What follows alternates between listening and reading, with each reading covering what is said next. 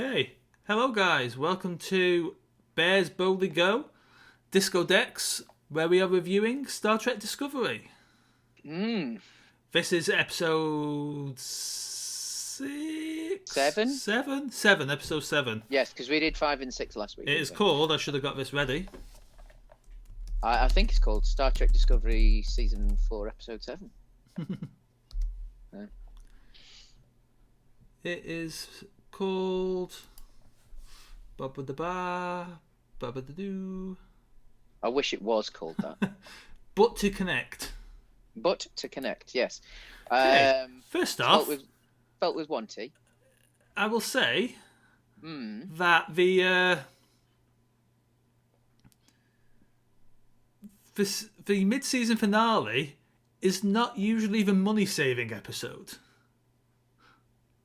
No. Yeah. This was fundamentally a bottle episode. It was, wasn't it? Yes. Yeah. It was pretty much set in 2 rooms. Or maybe all the money went on the massive amount of prosthetics we had to have for this episode. Oh, yeah, which were incredible. Yes. Like the makeup department for Discovery is like right up there with the best of the best at the moment. Like if this were a film, this would be potentially winning the Oscar. I mean, that's what there were the new prosthetics of the Sea Devils in Doctor Who that they revealed at the end of the New Year special. It's going to be in the spring. It's going to be in the spring special. Yeah, they're bringing the Sea Devils back, and the glimpse we got, it's like, oh, that looks good. They haven't gone, like with the Silurians, they deviated massively from what Silurians used to look like and basically went for a human face with lizard skin. Yeah. They've just gone full on, we're going to make it look... That's one thing I know Chibnall has been really good at in Who. Yeah. He likes his monsters to look like they did, just with slightly higher grade prosthetics. Yeah. Like, he redid the Silurians for this, and they look much more like classic series Silurians than, say, RTD era, Moffat era Silurians. And they look a little... I don't want to say they look a little shit, because they don't. They look very good. But they do have that look about them because of trying to look like the... I've seen people complain about, well, these new Sea Devils, they look rubbery. It's like, yeah, but sea animals look rubbery, so... They do, yeah. Like, have you seen a dolphin? They're rubbery. Yeah. Or a squid, or an octopus. But we're not here to talk about Doctor Who. We're here to talk about Star Trek. The other long-running sci-fi show of... whatever. Although forever. This one is a bit timey-wimey, so, we'll forgive it. No, it's not. It's a little bit timey-wimey. They travelled 900 years in the future. Okay, yeah. Yeah. So, I thought you meant this episode. I was like... No. This episode was pretty straightforward. So, I'd say 2 A-plots this week. Yeah, I'll give you that. We have Michael being at... And again, the fact that Michael is the Federation's representative at this conference and not... As in Starfleet's representative at this conference and not the president of... I mean, the... Command Starfleet, the Admiral. Yes. Like, but the president of the Federation potentially is grooming Michael for bigger things. Yeah. I think the other thing with that, obviously, as you've just said, this was a money-saving episode. Yes. Is you bring the Admiral in, and that's an extra body to pay. That's also an extra person to write for. Yeah. So yes, we have a conference at Starfleet Federation kind of HQ. It is with that Earth still has not rejoined and is still very militarized, but is maybe on its way back to being a bit more unified.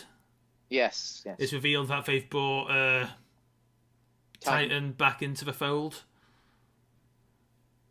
And we get more hints on the heritage of the president as well, with her saying that Earth was her mother's ancestral home. Mm-hmm. And what we have here is debate class. Essentially, yes. They are deciding how to deal with the anomaly. And potentially evil but certainly morally suspect scientist rocks up again and convinces Booker that his way is the way, and he's proposing he knows how to destroy the artifact. Well, he says he knows how to destroy it to everyone else, but to Booker, he reveals that he actually knows how to take down the anomaly, but without destroying the power source. And it involves using banned weapons. Yes. Isolinear... weapons that tear subspace to pieces. Yeah. So they... Which have been covered in a few different Star Treks. They were in TNG. Yeah. They were in... there was a big thing about it in Voyager, actually. Because there was quite a significant like mini plot that was like maybe 2 or 3 episodes in Voyager, where Janeway goes rogue because it's after they managed to get contact with the Alpha Quadrant again. Yeah, and somehow through deep space scans they found they found signs of these weapons somewhere, and so Janeway has to go in there and destroy everything to make sure that this power supply isn't used. Turns out it's not weapons in the Voyager episode. It's actually literally just a power station that uses similar technology, but she still has to destroy it so that it doesn't destroy subspace for several tens of light years around it. So of course there's great ethical quandaries as to does she have the right to take down this society's main power source? Yeah. It was probably like obviously an allegory for nuclear power. Nuclear power is perfectly fine as long as you've got your safeguards. But at the same time, what a lot of the populace will think about nuclear power is the big bombs. Yes. So what can be a good, clean thing in one aspect, like nuclear power is still one of the greenest forms of energy going, is also in the wrong hands outrageously dangerous. Yes. And that's what this is. So. Well. Yeah. So it becomes Michael is arguing for a peaceful first contact, or at least an attempt at peace. Yeah. And it becomes a debate off between the pair of them. Yeah. Booker has to argue the destruction route, and Michael has to argue the diplomacy route. Aye. And there's a lovely moment where her speech ends in kind of a plea that those two can survive this point, and Booker's response of like, well, no, sometimes there's too big of a difference. It's like it's good, it's nice. Yeah, it was very nicely done. It wasn't like over dramatic, but it was just like very well handled. I like how Booker tries to I like how bad scientist, although potentially not bad, but I don't know. I have. He's suspect. He is sus as the. The thing is, he's doing it for such very, very selfish reasons that, like, he is bad. Whether it's pure selfish reasons or not, it's still selfish. Like he's doing it for what else did I watch recently? Oh yeah, obviously he's doing it for love. Yeah, but there's a moment in Around the World in 80 Days this week where Phileas Fogg has to defend a a soldier who fled the British Indian Army to marry someone, and he gets caught, and he's about to be court-martialed and for desertion, and he gets called a coward by his commanding officer, and Phileas Fogg, like, no, you can't call him a coward. He's done the bravest thing imaginable. Yeah. And I guess it feels like this guy's doing it for similar reasons. But he's wanting to punch a hole into another alternate universe. Yeah. Not the mirror universe. Yeah, not the mirror universe, but a different alternate universe. Kelvin. Well, who knows? Yeah. It could be I mean, they have mentioned Kelvin universe in this one. Like, because what's his face knows about it, doesn't he? David Cronenberg. David Cronenberg. Yeah. Who is in this episode a lot? Who's in this episode a lot, being very good.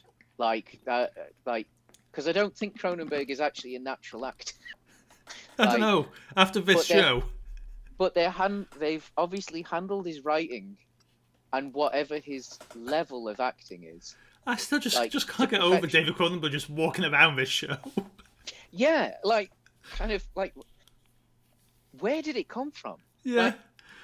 It'd be fascinating to see where it actually turned up. Like, did Cronenberg just walk onto set one day? Like, it's like, I really like Star Trek. Can I be in it? Yeah. Like, I'm really enjoying Discovery. Do you want to direct an episode? No. I want to be in it. Like, what? I don't know. You're a director. Like, although, can you imagine a Cronenberg directed Star Trek film? That could be interesting. Like even just a special, like even like when they, or even if we just get like if we somehow got a Cronenberg final.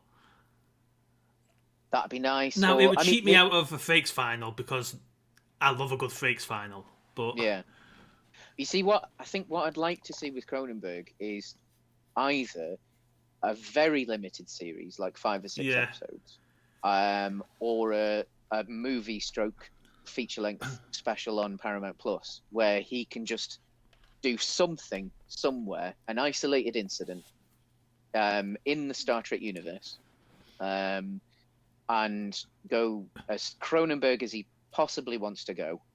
But this does take us to actually the second plot. So the episode starts with Zora figuring out the location of the mysterious species. 10C? Yeah, it's 10C, isn't it? 10C, yeah, currently. And refuses to give it to anyone because she doesn't want the crew to get hurt. Because, of course, she's become sentient and she's got emotions, and she's got an emotional attachment to the crew, who obviously she sees as family as much as anything else. One thing that just struck me as slightly weird with this, is they're shocked at such like an advanced AI. Yeah, but Data was this advanced, like. Yeah, but Data was programmed. That was the thing. Like, as they established later in the episode, like in the dialogue, that like no AI has ever like evolved in the way that Zora has. There's been outrageously advanced AI like Data that some genius has written that software that has allowed itself to grow and grow and grow and grow, but it's never just like spontaneously happened. Yeah. And that's like why no ship's computer has ever just one other day decided, I'm alive now. Well, I mean, other than Vija. Yeah, but something happened to Vija in the.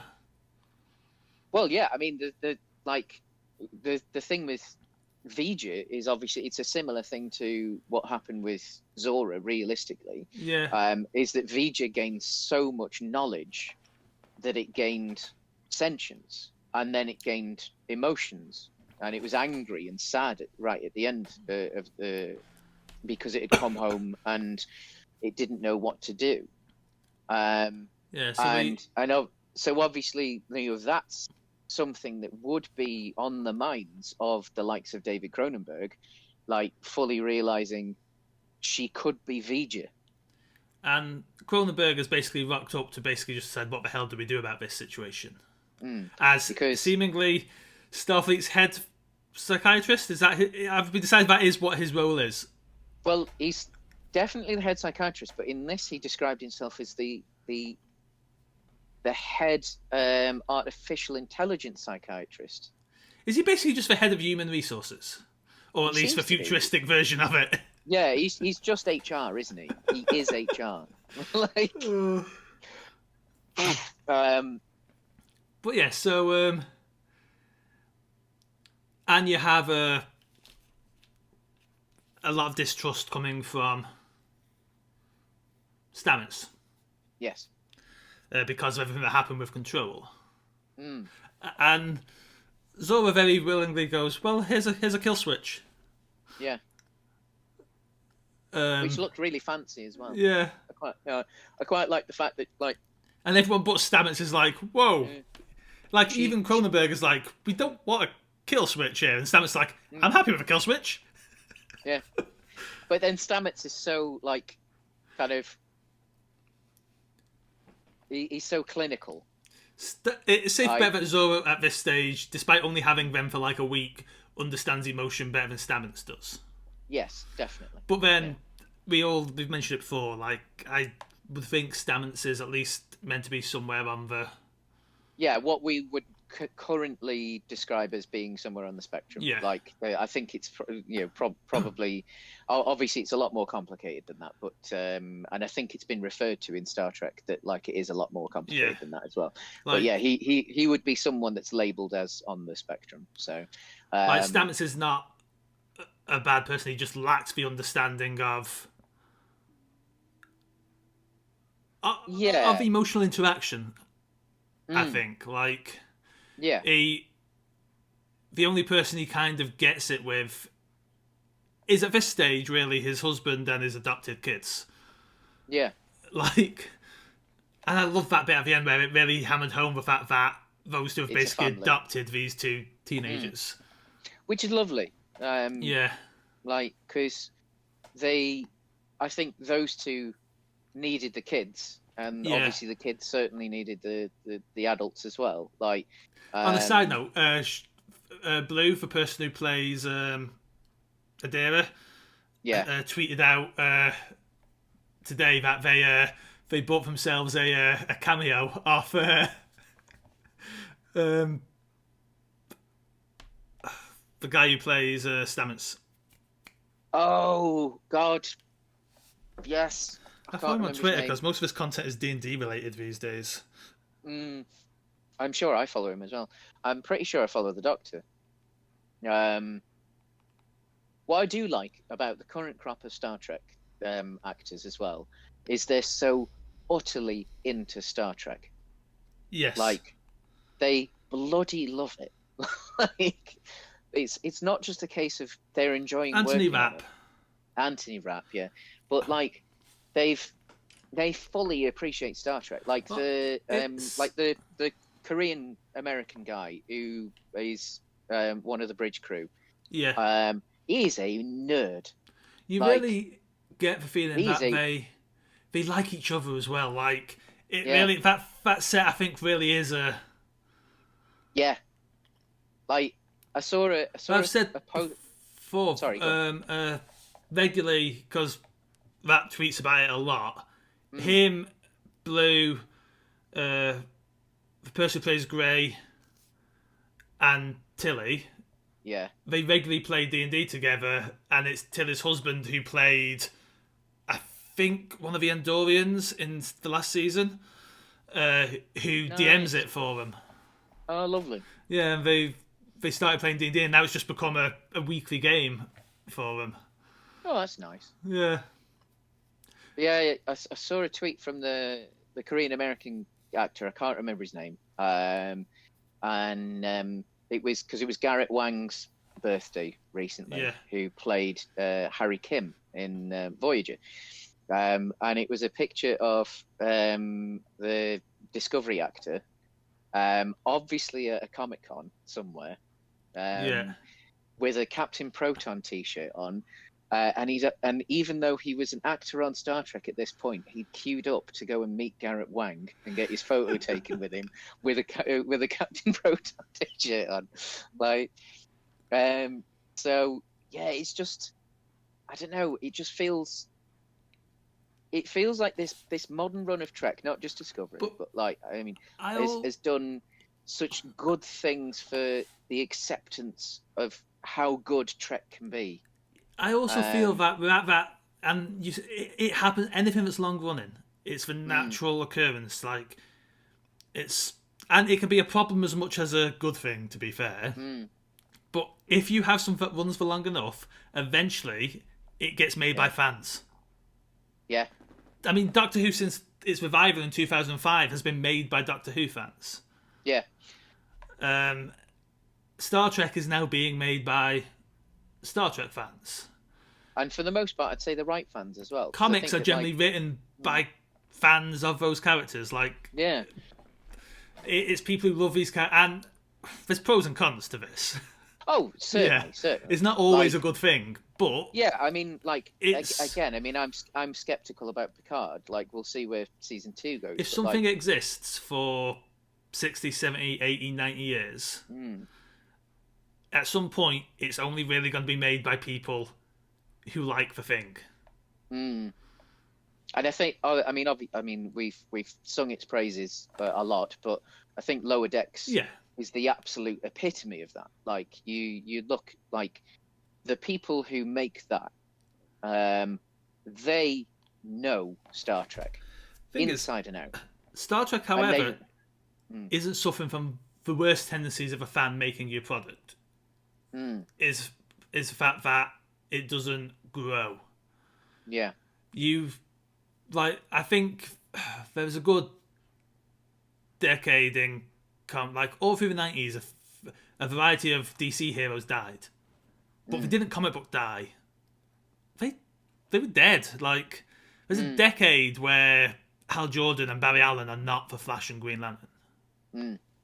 Like, one thing that DC had was legacy, that the universe kind of moved on. These characters died, and they were dead. But then, like, people started writing the books who were big fans of Barry Allen and Hal Jordan. Yeah. So, of course, Barry Allen and Hal Jordan returned. Like, and then all of a sudden, the legacy characters who grew and went off and became strong characters on their own have less to do because now there's Barry Allen and Wally West as the Flash, and it's like, well, we can't have 2 Flash books aren't going to sell. Like, yeah. But I think that's where, like, I mean, there's a whole generation of people who actually grew up with Wally West as the Flash through the cartoons, or even Jon Stewart as Green Lantern, as opposed to.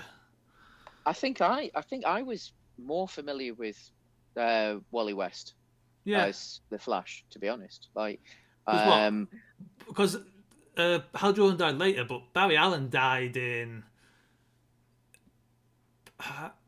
Barry Allen potentially died before I was born. Like, or at least the year I was born. Crisis was late 80s. Yeah. So, yeah, there's a...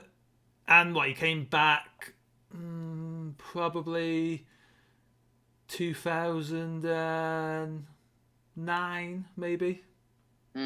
So, for probably 20 years, Barry Allen was dead. Like, and I think, going back to Star Trek, I think that's where they've got it right. Like, choosing to do multiple concurrent seasons instead of going for the traditional 24 episodes or whatever it is a season, and having just one big unit, having a handful of 10-ish episode seasons that run one after the other, with different showrunners. It certainly seems that way. Different showrunners, but Alex Kurtzman's in overall. He's the Kevin Feige, isn't he? Yes, the forever fired Alex Kurtzman. Yeah, he keeps getting fired, just like Kathleen Kennedy. Kathleen Kennedy over at Lucasfilm. No one in the history of American media has been fired as much as those two. But because they've got, obviously, there is a coherence because you've got Alex Kurtzman overlooking, but because you've got these little pockets of creativity going, where you've got obviously showrunners and writers for each series, but then you've also got the actors who seemed, as we've just discussed, seem to be well into it.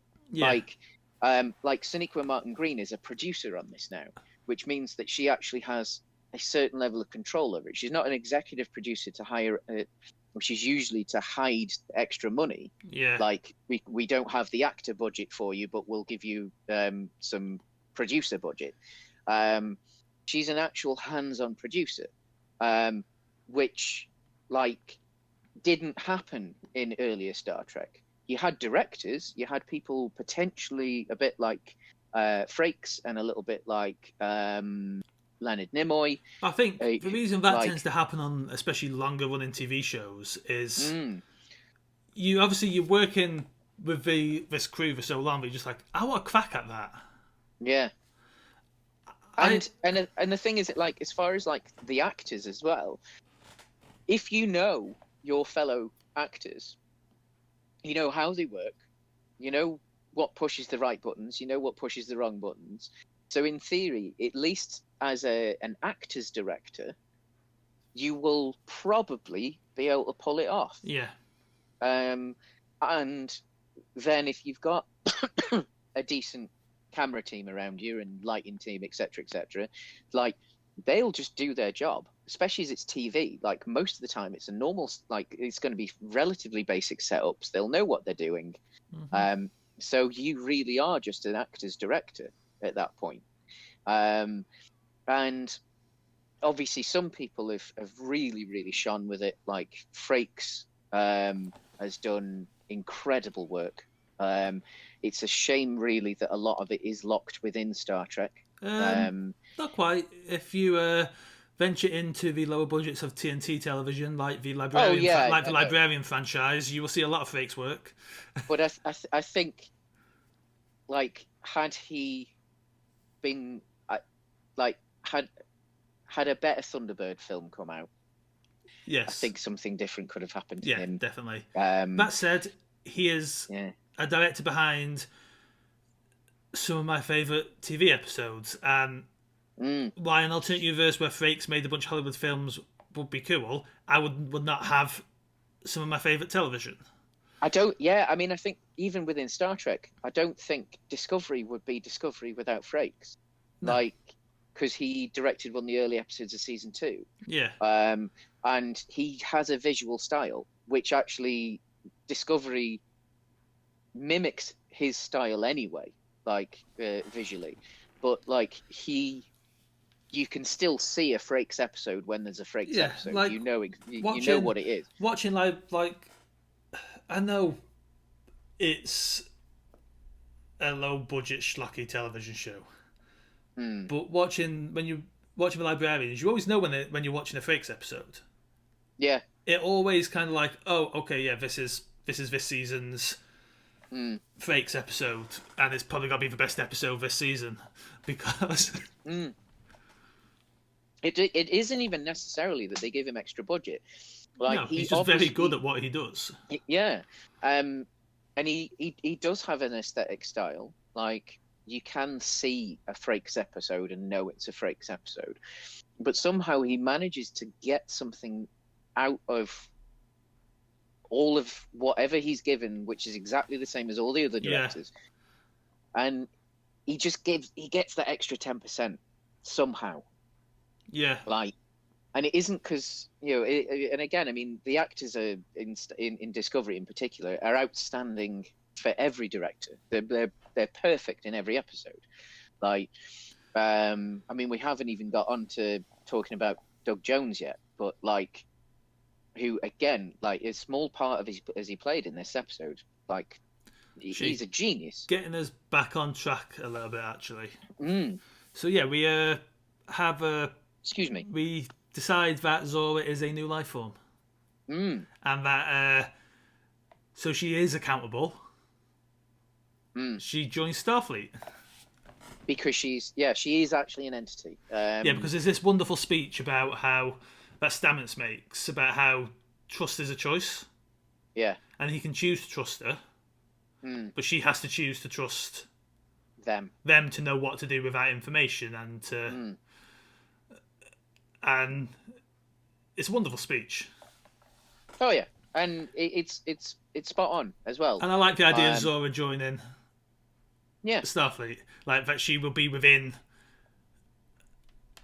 the rank structure, the chain of command, effectively, isn't it? Definitely. Well, she's coming in as a specialist, so yes. In theory, she'd be like a bit like Chief O'Brien, so a non-ranking member of the crew, but potentially has a position within the hierarchy, even though. Well, Chief O'Brien would be the highest ranking enlisted member, wouldn't he? Probably. Yeah, well, I mean, Chief.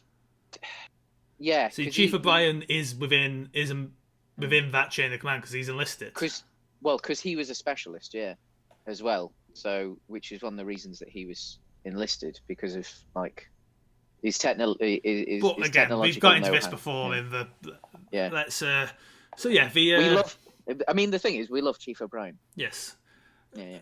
The episode. So yeah, the episode kind of also ends with they vote for Michael's idea. Yes. So the scientist reveals he wants to punch through to an alternate universe, and him and Booker escape on Booker's ship to go and do it with a new spore drive. With the new spore drive, yes. Yes. That allows Booker's ship to go to Black Alert. And that's where it ends. A fitting point for a mid-season finale. And then we get the stinger for part 2. What's coming next, and it looks good. It looks epic. It looks like it's going to be them chasing after Booker and the scientist to stop him. And then eventually meeting the aliens behind the anomaly. Yes. Which, I think that's one of the things that, like, I think personally, with how fiery Michael can be, like, I think I would have liked to have seen her hammer it home a bit more. Like, they've created this monster. This could be the tip of the iceberg. If we piss them off, like, what could they have? Like, we don't want to start a fight with them because they could kill us all. Yeah. Every single one of us. Like, but that's not. Yeah. That's not what they want to go for. They don't want it to approach it from the idea of like, oh, we want a peaceful contact out of fear. We want a peaceful contact because that is our better nature. Like, we don't initially have to respond to violence with violence. It's like it's the notion: offer a hand, prepare a fist, right? Yeah. But offer the hand first. Yeah. Unless you're Iron Fist. It's the yeah, it's I do wonder where they're going with it. Like, I do wonder where it's gonna lead. Like, is it gonna be a species we already know? Is it gonna be a species we don't know? But it's a bit like the old Wonder Woman adage, how it's like Wonder Woman Wonder Woman's obviously a superhero as a warrior, but her notion is always like, well, always like try to talk, then always try, like, if talking fails, always try and subdue. If subduing fails, wound, and if that finally fails, obviously you go for the if you have to and you've got no other option, but it's a scale of like retaliation, right? Always try for. Unless you're in a shopping mall in 1984 and then just swing and spend 15 minutes doing almost nothing. That is actually one of the few scenes I enjoy from that film, but I mean, I enjoyed it, but I was also frustrated because it was just like, well, she's not doing anything. Like, she's barely grazing the people that. Such a weird film, that film. Oh, it was shocking, wasn't it? It was like, I don't think it's inherently bad, but it is weird. It's a film that desperately needs a better cut. It needed to be released at the cinema so that they would go, this is too flabby. And not have the creepy Steve Trevor, Diana hijacking someone's body undertones. Oh, God, yeah. Yeah, the whole, like, that's not you, Steve. Yeah. Like, the guy who's underneath whatever mirage this is not consenting to this. No. Like, it's very, very, like, considering that, like, I mean, it's a discussion for another. Yes, show, let's not. Like, it's very, very weird. It's not a good film. Yeah. No, but away from what is a good film and good TV? Star Trek Discovery. I mean, Star Trek as a whole. Yeah, Star Trek as a whole. So we will be doing more Star Trek reviews because we'll be back for Prodigy. We're going to do 2 at a time. Yeah, so you're going to have a week between us reviewing them, but it's just hard to make a whole episode about one 20-minute cartoon. Yeah. So we'll do 2 at a we time. We struggled with Lower Decks as well. I think the only reason we got away with it with Lower Decks was there's so many references that we could tangent off onto. I think it's also just like I mean, we've said it before. It's the highest tier of Star Trek. It is, but I think the reason it's still only a 20-minute sitcom, and I think the reason we managed to get a full episode out of a Lower Decks episode is just because there was enough references for us to go and talk about something else linked to it. That and it is an adult show, so I think they can cram a bit more in. Whereas, like, for a kids' show, you want it to be consumable. Like, so, like. But on that note. On that note, we'll see you soon. We'll see you soon, but we'll see you here on the Star Trek channel. Well, not the Star Trek channel, but we'll see you here in the Star Trek space in 2 weeks' time. And until then, live long and prosper, everyone. Yes. And Happy New Year. Bye. Bye.